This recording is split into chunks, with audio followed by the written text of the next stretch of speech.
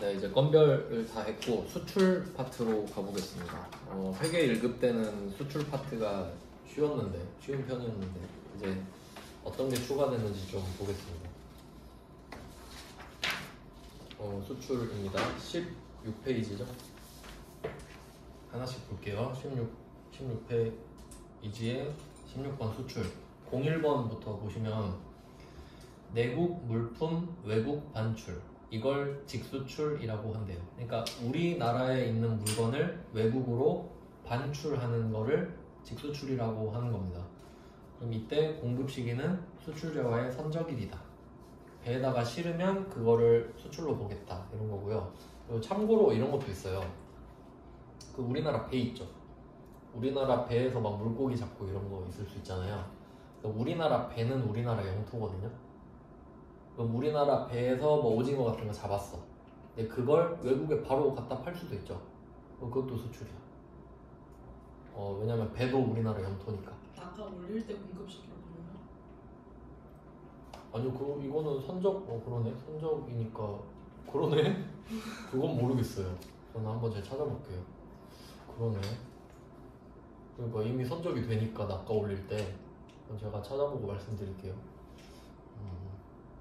그럼 이제 02번 가볼게요. 02번은 수출을 대행하고 수출 대행 수수료를 받는 수출 대행 용역은 수출품 생산업자의 수출 대행 계약에 의하여 수출업자의 명의로 수출하는 경우이다.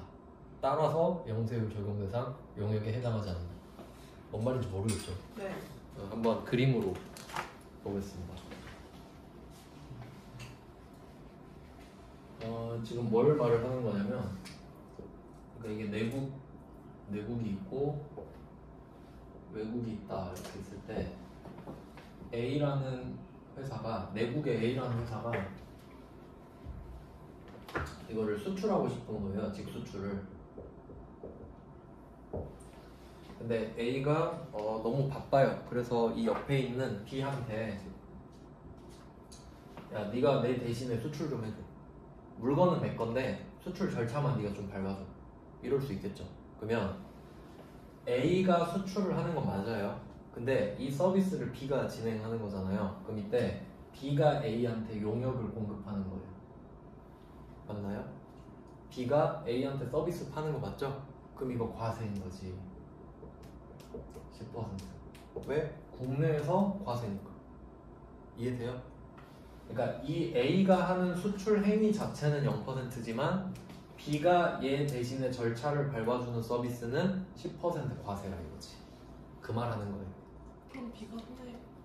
아니요. B는 그냥 장사하는 거죠. 왜냐면 국내에서 장사하면 다 부가세 걷어서 내잖아요. 그러니까 얘는 국내 장사꾼이야 그냥. 그리고 한번 다시 읽어봐요. 02번 수출을 대행하고 수출 대행 수수료를 받는다. 따라서 영세율 적용 대상 용역이 아니다. 이것만 보면 되지 그냥. 수출 대행 수수료는 10% 과세다. 이렇게 정리하면 되는 겁니다. 네, 뭐 참고로 알고 계시면 되겠고요. 그러면 B는 A한테 세금 계산서 주는 거예요. 맞죠? 그냥 용역하는 거니까. 그럼 03번으로 가보겠습니다. 03번 해외 매출 거래처인 B테크의 제품을 300만원 수출하고 대금은 1개월 후에 받기로 했다. 이 문제는 왜 넣냐면 수출 신고 번호는 어쩌고 저쩌고 말하죠. 그러니까 원래 수출할 때마다 신고 번호가 있을 거 아니에요. 신고를 하니까. 근데 본 적 없으시죠? 네. 그러니까 넣었어요. 한번 보라고. 원래는 적는 거다. 그리고 수출 실적 명세서 이런 거를 나중에 보게 돼요. 그럼 이제 04번으로 가볼게요. 04번 일본의 야마모토 상사의 제품 B를 30만 N을 직접 수출을 했어요. 대금은 외상으로 하였다. 선적일의 환율은 100엔당 1000원이다. 이렇게 되어 있거든요. 제가 환율 기억나실지 모르겠는데 환율 공부를 다시 좀 해봅시다. 상자 3개. 뭐라고요? 상자 3개요. 상사? 상자 3개. 상자 3개? 그것보다 조금 더 이론적인 거. 제가 그거 말씀드렸어요. 은행 가면은 오늘의 뭐 $1 환율 했을 때 살 때 팔 때 있다. 기억나요? 살 때 팔 때 있다. 그거를 한번 더 생각해 볼게요. 그러니까 금이랑 똑같다 그랬어요. 그러니까 달러랑 금이랑 원래 대체 관계인데 금이랑 달러랑 같다고 보시면 돼요. 이 말은 여러분이 오늘 내가 금을 사고 싶어. 그러면 금을 살 때 가격이랑 팔 때 가격이 다르죠. 그럼 상식적으로 생각해봐요. 내가 금을 사고 싶어요. 금을 팔고 싶어요. 뭐가 더 비쌀까? 살 때가 비싸겠지. 그래야 저 사람이 남겨 먹으니까. 달러도 똑같죠. 그러니까 금은방에서는 금으로 장사하죠. 그러면 달러는 은행이 달러 갖고 장사하는 거야. 그럼 우리가 살 때가 비싸겠죠. 팔 때가 싸겠고. 그런 말이에요. 그러니까 환율이 있다 하면 팔 때가 비싸겠지. 팔 때가 싸고. 이 두 개가 진짜 환율이에요. 맞죠? 환전 환율이에요. 환전 환율. 정확히는 이렇게 말해요. 은행 입장에서 고객한테 파는 거니까 대고객 매도율, 대고객 매입률 이딴 표현 쓰거든요. 근데 그 말 나오면 그냥 환전했구나 정도는 하셔야 돼요. 맞죠? 고급 용어긴 한데 이걸 외우라는 건 아니에요. 그냥 이런 말 나오면 이거 환전 환율이구나.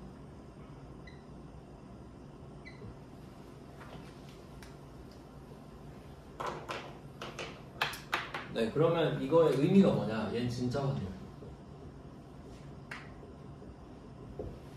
자, 왜 진짜 환율이죠? 내가 팔면 이 환율대로 파는 거고 사면 이 환율대로 사는 거잖아요. 그럼 가짜 환율도 있나?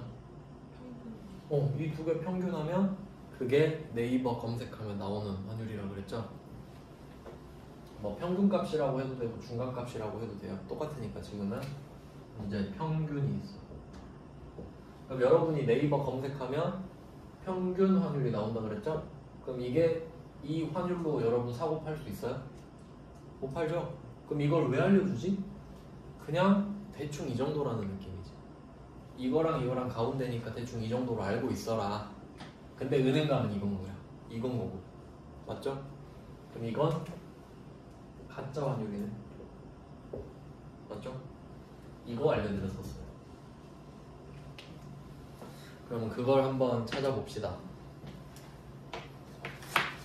지금 야마모토한테 30만 엔에 팔 거란 말이죠. 그러면 선적일이 공급식이란 걸 확인했죠. 아까 01번에서. 그럼 오늘이 9월 30일이고 선적일이 맞단 말이에요. 근데 환율이 100엔당 1,000원 써있죠. 그럼 이 환율이 뭐일까 한번 생각해 보자는 거죠. 물론 그걸 물어보진 않지만 그럼 지금 30만 엔에 수출을 했죠. 대금은 외상이죠. 그럼 이 돈 받았어요? 못 받았어요? 못 받았죠. 그럼 우리는 이걸 어떤 환율을 써야겠어요? 지금 보이는 9월 30일 선적일. 그러니까 환율이 검색하면 지금 3개 나올 거 아니에요. 은행 가면 평균. 평균으로 해야지. 네이버 검색해서 오늘 평균이 100엔당 1,000원이네? 그럼 이걸로 적어야지. 어쩔 거예요.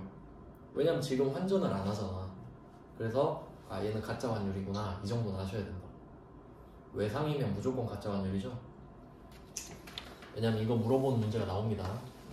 그럼 내려가 볼게요. 이제 05번.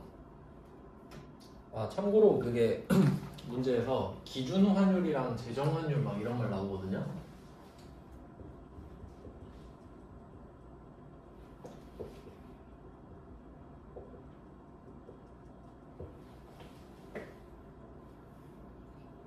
이게 뭐냐면 기준 환율은 무조건 $1예요.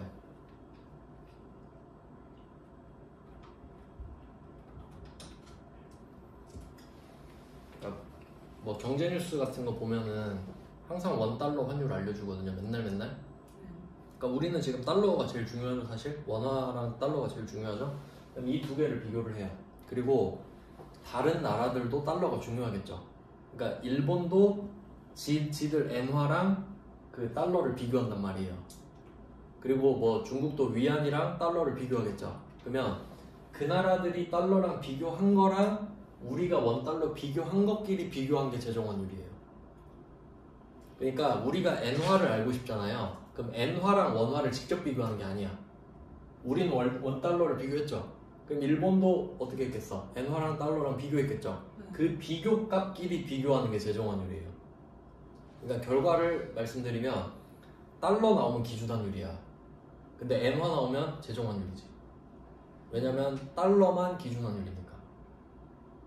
알겠죠? 그러니까 의미 없는 거야. 그냥 그렇구나 라고 보시면 돼요. 그러니까 고놈이 고놈이다 라고 그냥 아시면 돼요. 막 그렇게 막 구분할 필요는 없어요. 그냥 사실이 그러니까 알려드린 거고. 05번으로 한번 가볼게요. 05번. 답은 다 적어놨으니까 05번을 보시면 자, 제품을 1000개를 팔았습니다. 한 개당 200달러. 참고로 이 골뱅이는 한 개당 골뱅이 아시나요? 골뱅이 아세요? 저 어릴 때 많이 썼거든요. 골뱅이.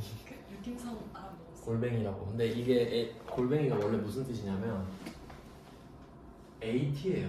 앱. 근데 이거 AT를 빨리 쓰다가 이렇게 된 거거든. 그러니까 이게 뭔 뜻이냐면 한 개당이라는 뜻이 있어요. 한 개당. 골뱅이가. 아 진짜 옛날 사람 된 거 같네.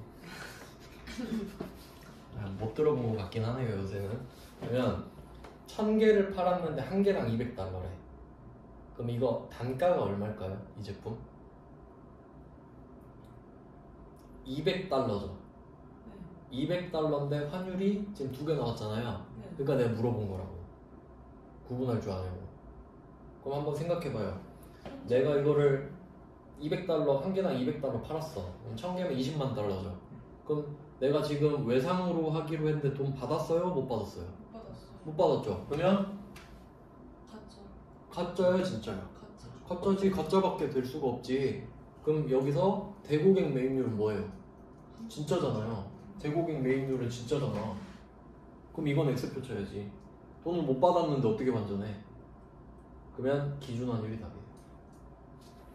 즉 여기서 말하는 이 평균환율이 기준환율이에요. 재정환율이 될 수도 있겠지. 그러니까 이것도 상식입니다. 상식의 범주예요. 그러니까 막 문제를 풀고 못 풀고의 문제가 아니라 상식의 문제입니다. 그러면 한 개당 얼마인 거죠? 200달러 곱하기 1100원인 거죠.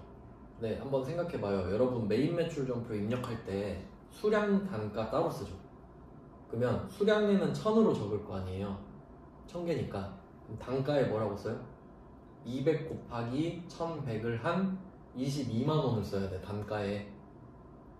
아시겠죠? 네, 그게 또 포인트가 됩니다. 이건 나눠 써야 되니까. 그러니까 여기 박스에다가 좀 제가 답 달아놨잖아요. 이렇게 써놔요. 1000개 곱하기 제가 밑에 답 써놨죠? 네. 제가 달아놓은 거예요.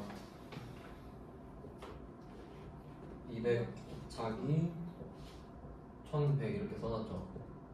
여기다 어떻게 표시하는 거냐면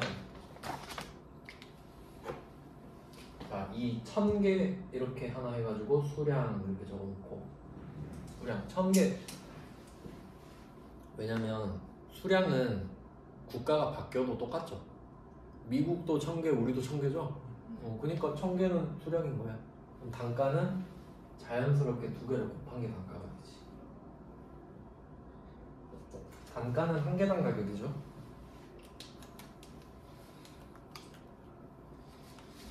그래서 이걸 곱해서 총액이 된 거예요. 그 다음은 06번으로 내려가 봅니다. 06번 미국 스타사의 제품 10,000달러를 직수출합니다. 수출 신고일 7월 1일, 선적일 7월 9일입니다. 여기서 필요 없는 게 하나 있죠. 수출 신고일은 필요가 없습니다. 수출 신고일은 X표. 참고로 수출 신고일은 지금 필요 없는 게 아니라 아예 필요 없어요. 어떤 상황에도 수출 신고일은 필요 없어요. 아무 데도 쓸모가 없습니다. 그러면 밑에 환율이 나왔죠. 그럼 7월 1일에 환율 1100원도 X표 치면 되겠죠. 아무짝에도 쓸모가 없습니다. 그리고 오늘 7월 9일이죠. 근데 표 보니까 7월 31일 환율 있죠. 이것도 X. 오늘 7월 9일인데 7월 31일 환율을 어떻게 알아요? 그럼 X표 쳐야죠. 오늘 환율 1200원 곱하면 되는 거네. 아주 간단한 문제죠. 그 다음에 8번 요거를 좀 알려드리고 싶어요. 08번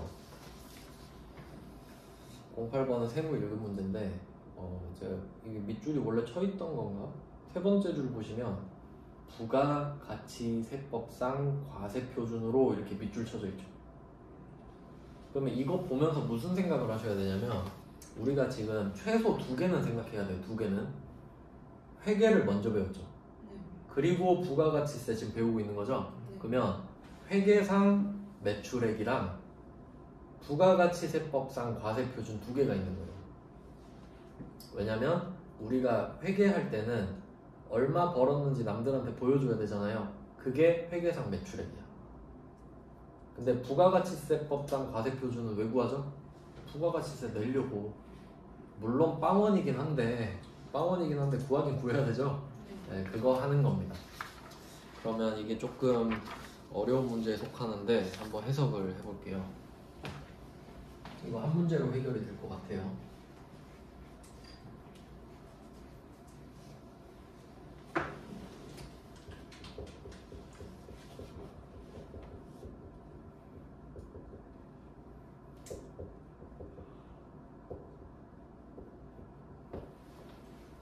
부가가치세법상 과세표준.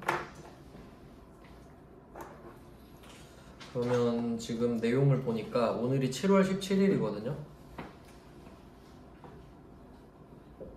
7월 17일. 그리고 한 달 전에 6월 17일도 나오고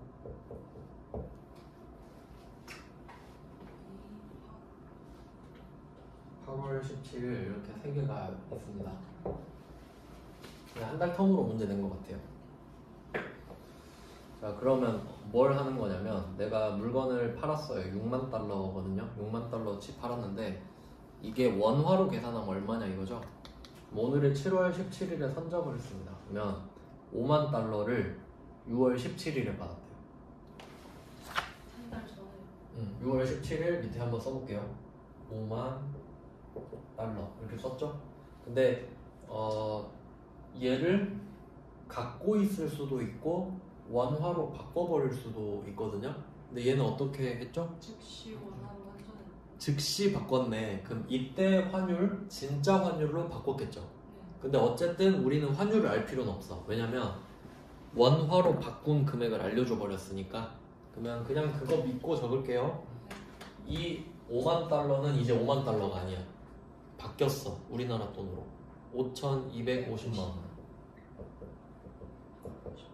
그럼 이거는 팩트니까 우리는 이 5만 달러를 5,250만 원으로 생각할 수밖에 없습니다. 자, 그리고 나머지 10,000달러 더 받아야 되죠. 그럼 10,000달러는 언제 받기로 했죠? 8월 17일. 8월 17일은 아직 안 왔죠. 8월 17일에 10,000달러를 받을 계획이네요. 자, 그리고 오늘 과세표준을 구하세요. 이거거든요. 자, 그러면 우리 지금 16페이지 보고 있는데 맨 위에 01번 있죠. 직수출의 공급 시기는 언제? 수출제와의 선적일이죠. 그럼 선적일이 지금 언제인지 볼까요? 7월 17일. 오늘이네. 그럼 오늘이 공급 시기죠. 네. 그럼 이 말은 뭐냐면 오늘 과세표준이 나와야 돼요. 왜? 오늘 공급했으면 오늘 얼마인지 알아야 되죠. 그러니까 오늘 원화로 계산해라 이거예요. 그럼 우리가 아는 건 뭐예요? 5,250만 원은 알죠. 근데 10,000달러를 내가 한 달 뒤에 받잖아요. 그럼 아까 말씀드렸죠. 한 달 뒤 환율 알아요? 어떻게 알아? 알면은 공부할 필요 없어요. 환치기만 하면 되니까. 근데 오늘 구해야 되죠. 그럼 오늘 알 수 있는 환율은 뭐지? 오늘 환율밖에 없죠. 그럼 10,000달러는 못 받았는데 내가 아는 건 오늘 환율밖에 없죠. 그럼 어떻게 해야 돼? 오늘 환율로. 오늘 환율로 어쩔 수 없이 구해야죠. 어쩔 수 없이. 근데 사실 우리 위에서 막 3번, 4번 이런 문제도 그냥 오늘 환율로 곱하지 않았나요? 그렇죠? 당연한 거야. 왜냐면 오늘이 공급식이고 오늘 금액을 구해야 되거든. 자, 그러면 5,250은 나왔죠. 그럼 이걸 땡겨. 10,000달러를 여기서 땡겨. 그리고 오늘 환율 얼마예요? 1,100.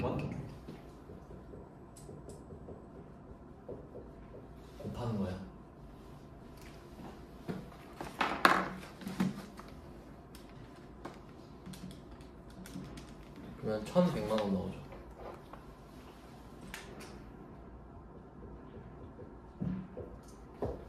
과세표준은 이 두 개를 더한 겁니다. 얘는 환전을 했으니까 어쩔 수 없어. 환전을 했다는데 어떡해. 그러니까 여기서 포인트는 뭐냐면 내가 한 달 전에 5만 달러를 받았죠. 근데 이거를 그때 환전을 했잖아요. 근데 그 이후에도 환율은 계속 바뀌었죠. 하지만 상관없어. 환전했으니까 얘는 여기서 멈추는 거예요. 원화로 바꿨는데 어떡할 거야? 그리고 1,100은 못 받았지만 내가 지금 할 수 있는 게 오늘 환율 확인하는 것밖에 없으니까 오늘 환율로 곱한다 해요. 그러면 이 두 개를 합치면 금액이 밑에 나와 있죠? 답을 적어 놓으니까 좀 편하긴 하네요. 그래서 답이 6,350만 원 이렇게 나온 거거든요. 근데 총액은 그렇지만 계정가 부분 또 나눠줘야 되죠. 얘는 뭐라고 써 있어요? 선수금이라 써 있지. 왜? 선적일 전에 받아놨던 거잖아요. 그러니까 선수금이라 써놨을 테니까 오늘 정리해 주는 거죠. 반대로 보내가지고. 그러면 나머지 1,100은 어때요? 못 받았으니까 외상매출 또 쪼개줘야 되는 거지. 그러니까 따로따로 구해서 더해서 적은 다음에 또 쪼개서 적어줘야죠. 맞죠? 네. 그렇게 할 수밖에 없습니다. 그러면 다른 상황도 설명해 드릴게요. 만약에 이러면 어떨까? 내가 6월 17일에 5만 달러를 받은 건 팩트입니다. 근데 환전을 안 한 거예요.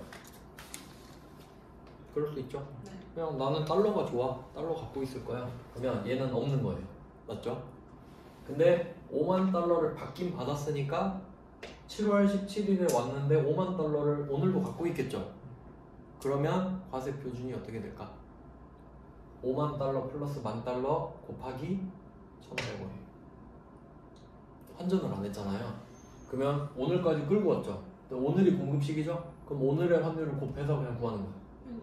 6만 달러. 응, 그러니까 5만 달러 더하기 만 달러. 아. 그러니까 6만 달러 해서 1,100을 곱해버리는 거지. 환전을 안 하면요. 그러면 환전을 안 하면 답이 더 쉬워버리지. 맞죠? 그러니까 장난치고 싶으니까 환전해버리죠. 이해되시나요? 이렇게 구하는 거고. 그리고 이게 부가가치 세법상 구하는 거예요. 부가가치 세법상. 그러면 혹시 다른 게 궁금하지 않아요? 너무 궁금하지 않아요? 재무회계상 매출액은 얼마일까? 막 궁금하지 않아요? 그래도 알려줄 거예요, 악미국도. 왜냐면 왜 강조했겠어요? 그러니까 지금 약간 이거 사실 트릭이에요, 트릭. 왜냐면 실제 팩트를 말씀드리면 안 하지 않아요? 아니요, 달라요. 달라요? 달라요. 근데 제가 막 기출문제 막 이번에 시험 보면서 많이 봤을 거 아니에요. 둘 다 정답 처리되더라고. 왜냐면 근데 얘는 어때요? 부가가치 세법상 했으니까 부가세만 정답이야. 다른 문제는 말이 없거든요. 근데 보니까 복수 정답 처리됐더라고. 그러면 이게 부가가치 세법상은 이렇게 구합니다. 근데 웃긴 게 이지랄 하면 뭐예요? 빵원인데. 그렇잖아요. 그러니까 사실 저는 의미 없다고 보긴 하는데 그냥 그 재무회계상 매출액은 소득세법상 매출액이랑 법인세법상 매출액이랑 똑같아요. 왜냐면 왜 그런지 생각해 볼게요. 그러니까 부가가치세는 소득에 대한 세금이 아니죠. 내가 얼마를 벌어서 얼마 내는 세금이 아니죠. 그냥 얼마 걷었으니까 얼마 내는 거 그런 거지. 그러니까 구조가 달라요, 소득세랑. 근데 재무회계는 어떻게 구하냐면 재무회계는 엄청 쉬워요. 무조건 지금 우리 얼마에 팔았어요? 몇 달러에? 6만 달러죠. 거기에 오늘 환율 곱해요. 그게 회계상 매출액이에요. 무조건. 개꿀이지. 뭐 그렇게 구하는 겁니다. 근데 이게 그렇게 알고 계셔도 될 것 같아요. 왜냐면 뭐 시험에 안 나오니까. 정답은 똑같네요. 아닌가? 똑같죠. 아니 정답 그럼 구해볼까? 6만 곱하기 6만. 근데 그 전에 환전했잖아요. 그래도. 그래도. 아주 좋은 질문했어요. 그러면 이거 그 재무회계상 매출액으로 하라 그러면 어떻게 되는지 보여드릴게요. 진짜 좋은 질문을 했어요. 왜냐면 환전을 이미 해버렸는데 어쩔 거냐. 이거 진짜 중요한 포인트거든요. 그래서 환율이 뒤틀려요.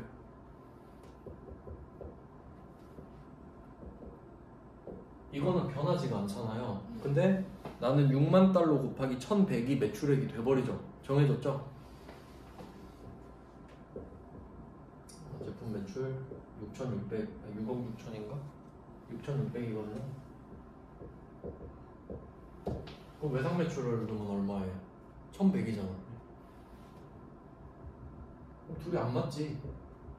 왜냐면 둘이 더한 금액이 아니잖아.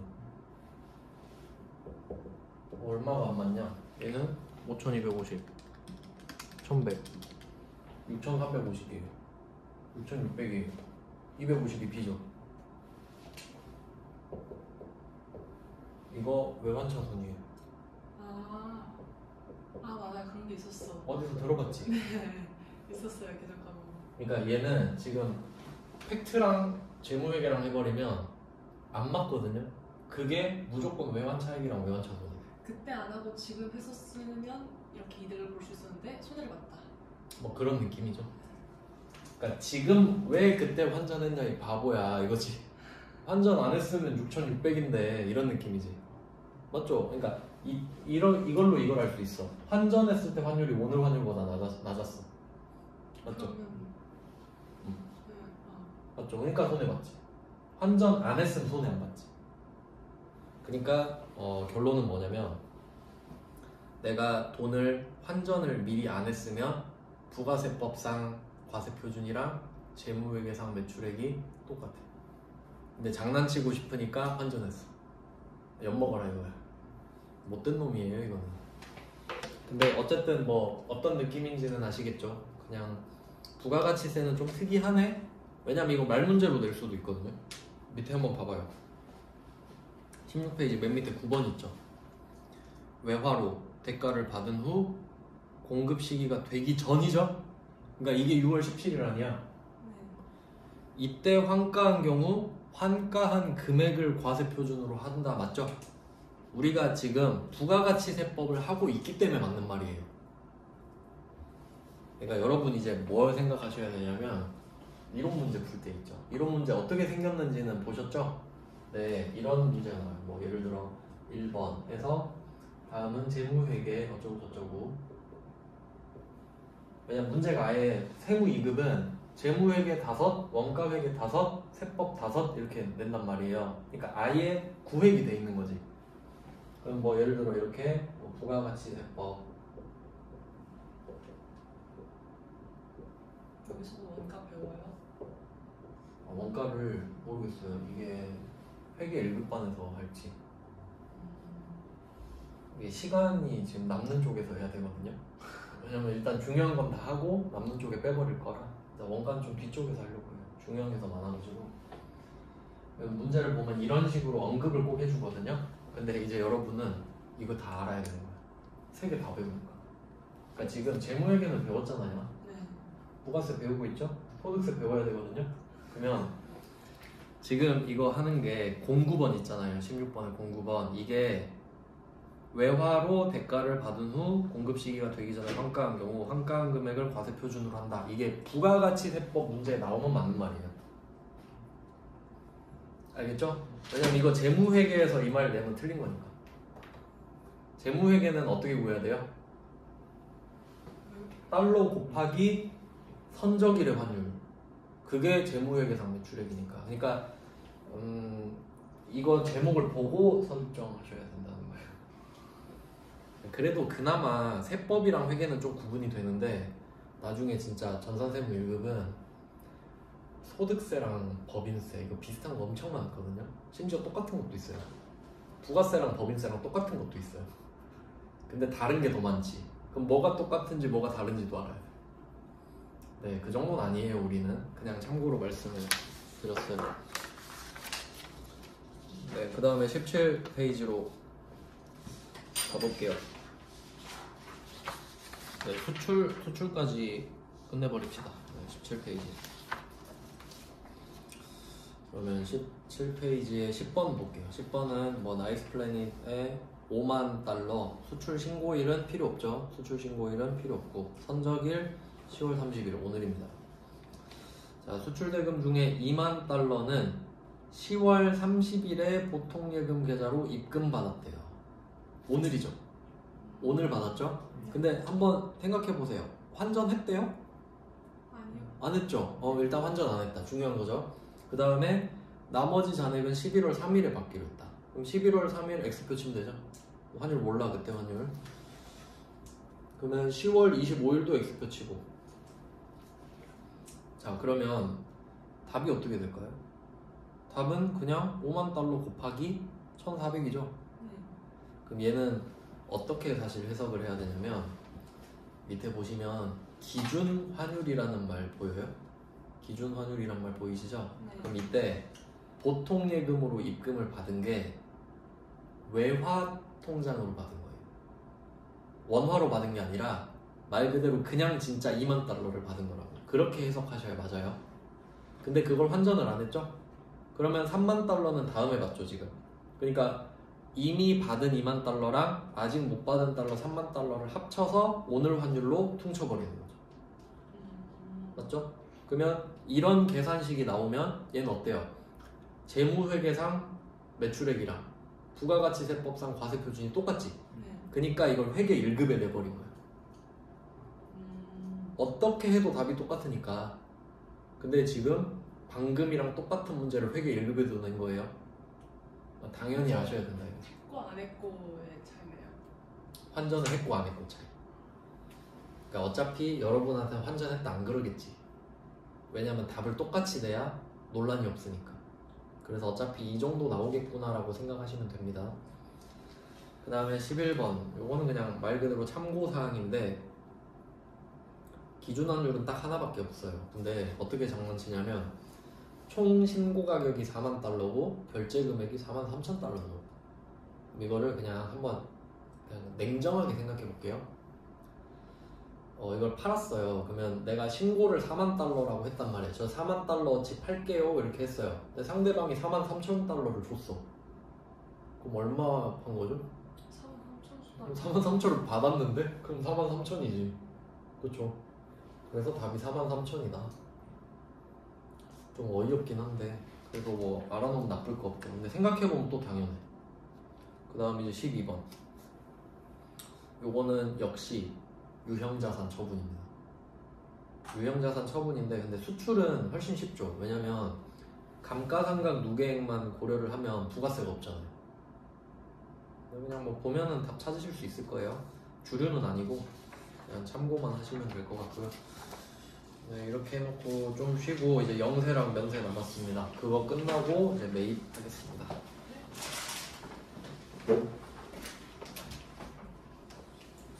네, 이제 영세랑 면세만 하면 매출이 마무리가 됩니다. 영세를 볼게요. 영세는 수출이랑 같이 둘 다 0%이긴 한데 국내 거래죠. 네, 국내 거래라는 게 가장 큰 차이가 입니다. 오랜만에 이제 간단하게 복습을 다시 좀 해보면 수출 쪽은 좀 간편하죠.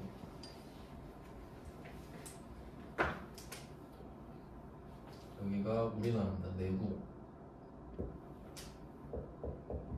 A랑 B라는 회사가 있으면 B가 물건을 이제 갖다 팔면 직수출이 되는 겁니다.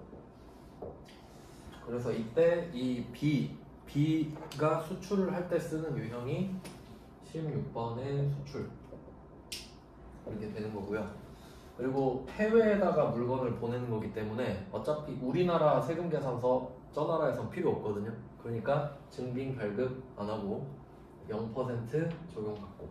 이유는 소비지국 과세 원칙이니까 니네 나라에서 과세해라. 우리는 0%로 보내줄 테니까. 이제 서로 쇼부를 봤었죠. 그래서 우리나라가 수입할 때는 저 나라가 영세율로 보내주고 우리나라가 과세요. 소비지국 과세 원칙. 자, 그럼 이게 방금 한 거고요. 이제 우리는 A로 넘어가요. 이때 B가 수출을 할 때 A한테 물건을 납품을 받아야 수출을 할 수 있는 거예요. 그럼 이때 A가 B한테 물건을 팔겠죠? 그럼 이때는 얘도 수출에 기여를 하는 거거든요. 실질적으로 A가 없으면 B는 수출을 할 수가 없죠. 그렇기 때문에 국가가 야, 너도 0% 인정해줄게. 너도 거의 수출하는 사람 아니냐. 너도 0% 인정해줄게 했는데 둘 다 국내죠. 내국에 포함돼 있죠. 그럼 세금 계산서는 줘야지. 근데 이 두 개가 합쳐지니까 영세율 세금 계산서 이렇게 만들어지고, 그럼 유형은 12번 영세 이렇게 되겠죠? 그럼 얘는 매출 영세, 그럼 얘는 자연스럽게 매입 영세네, 맞죠? 그러니까 얘는 52번 영세 이렇게 되지. 이렇게 해서 얘가 수출을 하는 겁니다. 그러니까 기본적으로 매입 영세를 하는 사람이 직수출을 하겠구나, 이 정도까지 알면 좋겠죠. 이렇게 연결이 돼요. 그럼 우리는 지금 A의 입장인 겁니다. 네, 그리고 한번 보죠. 18페이지입니다. 18페이지에 01번 내국 신용장 또는 구매 확인서. 이제 이름이 좀 익숙해지셨죠? 그러니까 원래는 이제 풀 버전까지 조금 다시 보면 뭐 나라마다 세관이 있겠죠. 그러면 우리나라한테 물건을 수입하는 나라에 세관이 있을 거 아니에요? 그러면 세관이 받아서 뭐 지들끼리 뭐 어쩌고 저쩌고 하겠죠? 이렇게 세관에서 뭐 관세 내고 어쩌고 저쩌고 할 겁니다. 그러면 이때 B랑 C랑 거래하는 거죠, 실제로는. 근데 국제거래면은 돈을 못 받으면 큰일 나잖아요. 돈 떼이면 안 되니까 여기 은행이 나타나가지고 보증을 서주는 거죠. 보증을 서줘. 그러니까 은행이 B한테 돈을 주는 겁니다. 그러면 B는 든든하죠. 이 은행이 돈을 준다고 하니까 나 돈 떼먹힐 일 없겠네. 그러면 이거 믿고 주는 겁니다. 그럼 이때 이게 원신용장, 마스터 LC라고 합니다. LC는 그거야. 레터 오브 크레딧해서 신용 믿을 수 있게끔. 그럼 이걸 가지고 은행이 하고, 그러면 이 C는 은행한테 돈을 갚는 이런 식으로 돼요. 그러니까 이런 걸 뭐 환원 구조 뭐 이렇게 말을 하는데, 근데 뭐 중요하진 않고. 그럼 어쨌든 얘 둘이 거래를 무사히 마쳤겠죠. 근데 이제 B가 이제 대기업이라고 할게요. 수출하니까. 그럼 얘한테 보통 하청기업이겠죠. 하도급. 그러면 야, 물건 좀 갖고 와봐. 그러면 A는 얘가 돈을 안 줄까봐 무섭죠. 왜냐면 얘가 대기업이잖아요. 물건만 받고 돈 안 주면 어떡해. 그러니까 얘가 마스터 LC 가지고 수출하는 거 있죠. 그럼 이거 가지고 또 신용장이 또 나오는 거예요. 파생돼서. 그게 내국 신용장이야. 내국이잖아요. 그러면 얘가 보여줘. 야, 나 수출하기로 했다니까. 그럼 나 얘한테 돈 받는 거 확실하다니까. 그리고 너한테도 돈 줄게. 또 은행이 나와서 내국 신용장, 이거 보고 내국 신용장을 만드는 거예요. 그러니까 이게 로컬이에요. 지역이니까, 지금 내국 지역이니까 로컬 LC. 또는 같은 기능을 하는 게 구매 확인서. 그러면 A는 이거 보고 은행이 보증해 주는 거니까 은행한테 돈 받고 B가 은행한테 돈 주고, 이런 식으로 안전하게 거래할 수 있겠죠. 이런 느낌이에요. 그러니까 내국 신용장 구매 확인서가 나오는 거예요. 뭐 그런 내용이에요. 그러면 18페이지에 12번 영세 01번 보시면 내국 신용장 또는 구매 확인서에 의한 수출 재화는 세금 계산서 발급 대상이다. 맞죠? 네, 여기 금지금 제가 말씀드렸었나요? 골드바. 금지금은 골드바예요. 골드바. 써놓으시면 돼요. 골드바 뭔지 아시죠? 네. 99.99% 금 있잖아요. 벽돌처럼 생긴. 그 한 개에 지금 한 7, 8천만 원 하나? 금이니까. 그거는 약간 탈세 이슈가 있어가지고 그걸로 장난을 많이 쳐서 금괴는 10% 과세를 매겨버렸어요. 금괴는 영세에 적용한대요. 그 다음에 02번 재화 용역을 공급한 후 공급 시기가 속하는 과세기간 종료 후 25일 이내에 내국 신용장이 개설되면, 이것도 좀 알아두시면 좋을 것 같아요. 왜냐면 이게 실물을 좀 반영을 안 하더라고요. 그래서 이 부분은 좀 따로 알려드릴게요.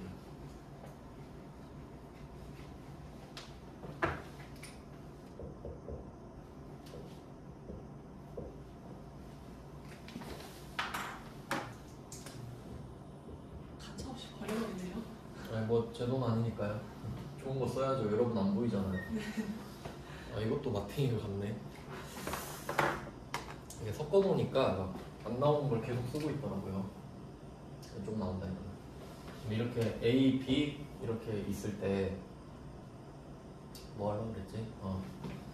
A가 B한테 물건을 판다 그랬죠. 그러면 이거 수출 지원하는 걸로 봐서 0% 인정해 준다 그랬잖아요. 근데 사실은 원래는 A가 B한테 물건을 팔 때 10%예요. 왜? 내국 거래니까. 일단은 10%거든요. 그러니까 국가가 보기엔 이거지, 국세청이 보기에. 아니 니들이 수출을 하는 건 알겠는데 일단 내국 거래 아니냐. 그럼 일단은 10% 세금 계산서 보내. 이렇게 말을 하는 거예요. 아, 저 수출 도와주는 거라니까요? 하니까 증거 갖고 와. 하니까 얘가 보여줄 수 있는 게 뭐냐? 내국 신용장 구매 확인서인 거야. 이걸 받아야 아, 쟤가 수출을 해서 나한테도 도급을 준 거구나. 이걸 알 수 있죠. 확실한 증거가 맞죠? 그래서 지금 2번을 다시 보면은 재화 용역을 공급한 후, 공급했죠 지금? 공급한 후에 과세기간 종료일 25일 이내. 그럼 무슨 말인지 생각을 해볼게요. 지금 오늘 날짜로 한번 보면은 12월 29일이죠 지금. 이렇게 됩니다. 그러면 얘가 속한 과세기간은 7월 1일부터 12월 31일 이렇게 과세기간 되죠. 그럼 과세기간 종료일이 12월 31일이죠? 네. 여기에 25일. 그러니까 신고납부 기한이랑 똑같네. 그럼 이때까지 내가 내국 신용장 구매 확인서 이거를 받은 거예요. 개설됐다 그러죠? 그럼 이게 증거로 오면 그때 이걸 0%로 수정세금 계산서를 하는 겁니다. 그러니까 뭐 예를 들어서 내가 이때 세금 계산서 발급을 하고 나서 이때 12월 29일에 발급을 했다고 할게요. 근데 내가 내국 신용장 개설이 뭐 내년 1월 25일에 된 겁니다. 그러면 정해진 날짜 안에 된 거죠? 그럼 그때 이 거래 있죠? 12월 29일에 됐던 거 이거를 취소, 그러니까 빠꾸 시켜버리고 마이너스 시켜버리고 다시 0%로 바꿔요. 같은 날짜. 25일 넘기면 그냥 10%. 아 그냥 주는 거예요? 그냥 10%로 끝나. 뭐 너무 늦었는데 이렇게 돼버리는 거. 근데 이런 거 본 적 없죠. 그래서 말씀드리는 거예요. 원래는 그렇게 해야 돼. 수정세금 계산서를 발급했다 이렇게 해야 되거든. 근데 그런 문제가 없으니까 한번 말씀을 드린 거예요. 그래서 25일 이내에 내국 신용장이 개설이 됐다면 수정 세금 계산서의 작성일은 여기가 포인트예요. 당초 세금 계산서 작성일 표시할게요. 당초 세금 계산서 작성일. 무슨 말인지 아시겠나요? 그러니까 다시 정리하면 내가 2024년 12월 29일에 10%로 세금 계산서를 발급을 일단은 하죠. 왜냐면 근데 이런 경우도 있습니다. 개설이 먼저 될 수도 있어요. 맞죠? 개설이 막 저번 달 11월에 됐을 수도 있잖아요. 그럼 바로 0%고. 아, 그런 문제를 낸 거구나 여태까지. 아, 그랬구나. 근데 만약에 지금처럼 공급은 일단 했어.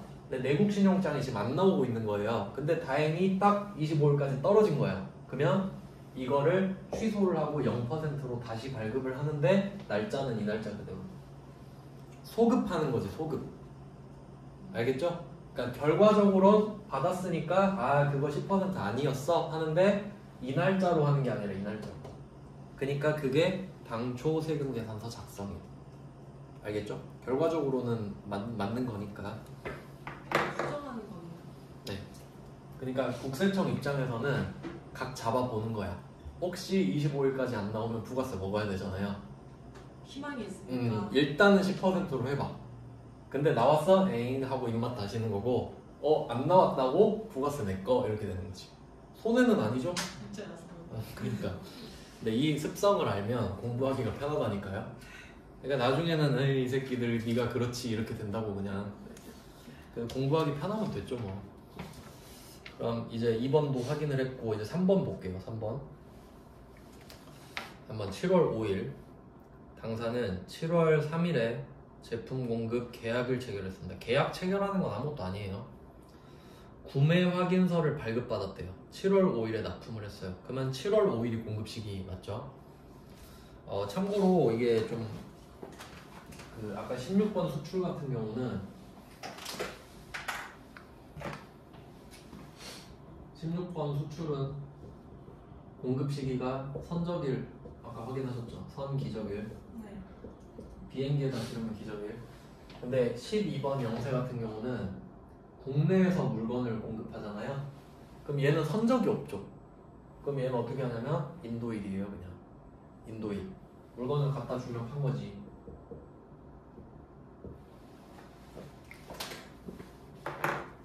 그래서 3번 문제를 봤을 때 납품하였다 돼 있죠.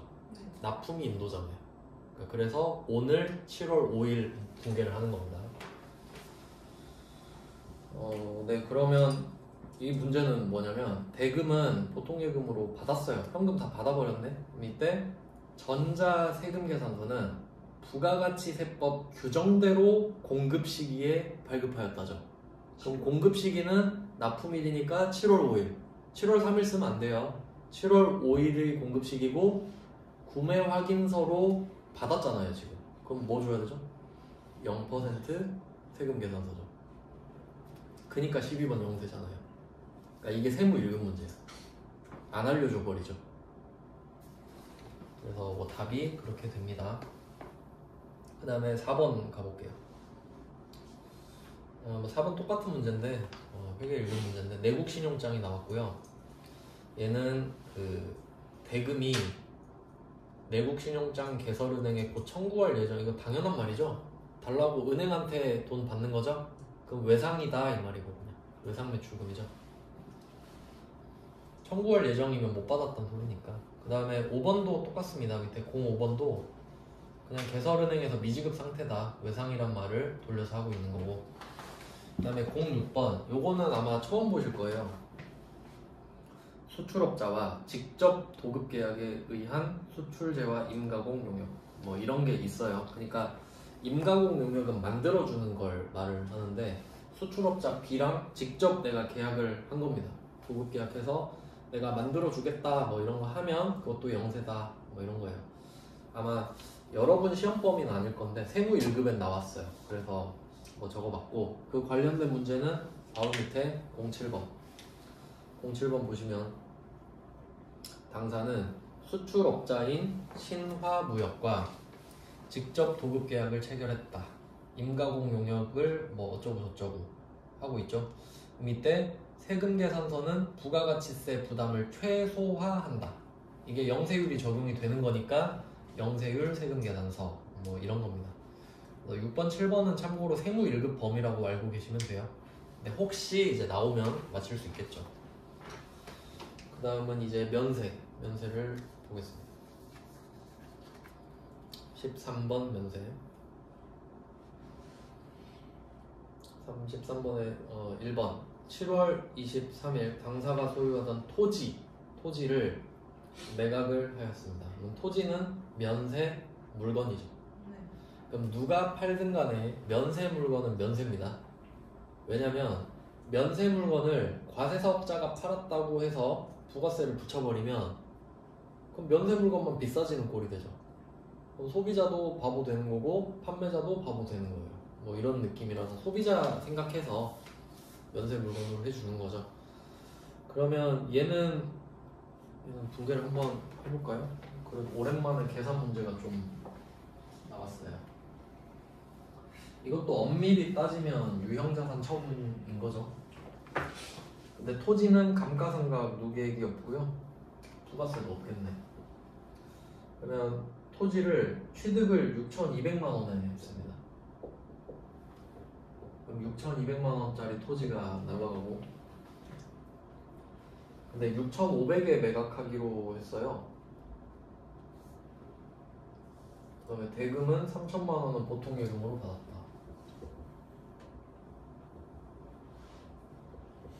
근데 내가 총 받기로 한 금액이 6,500이니까 이거 합쳐서 6,500 돼야겠죠. 그럼 3천은 받았고 자 여기서 돈을 아직 못 받은 거, 나머지는 다음 달에 받기로 했다. 그럼 금액은 3,500이 나와야 되죠? 미수금. 미수금인데 그럼 이거 한번 생각해 볼게요. 지금 토지 팔았죠. 나머지는 어음 받았다 해볼게.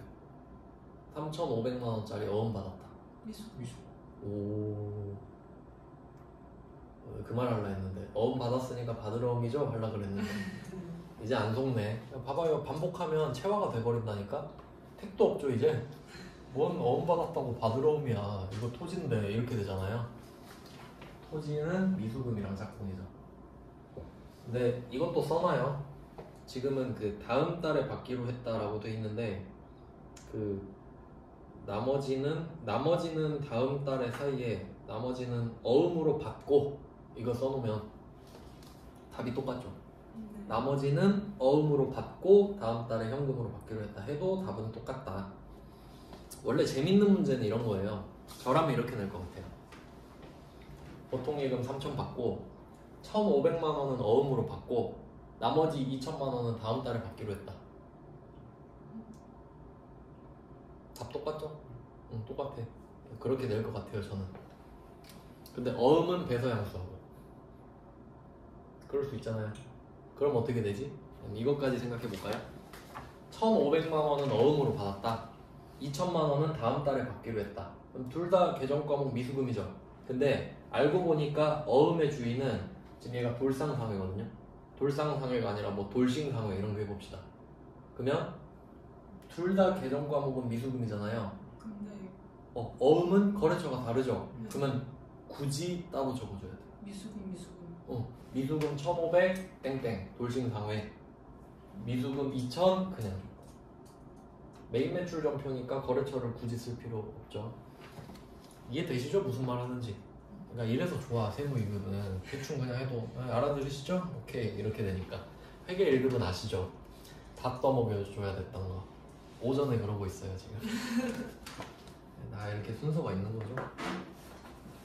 그다음에 300만 원. 아 맞다 안 적었구나. 네, 그러면 6,200짜리를 결국 6,500에 팔았으니까 처분이 이익이 됩니다. 처분 이익인데 이거 엄청 간단하죠. 어제 했던 거랑 생각해봐요. 우리 어제 뭐도 했어요? 기계장치, 감가상각무게, 정부보조금, 부가세 예수금.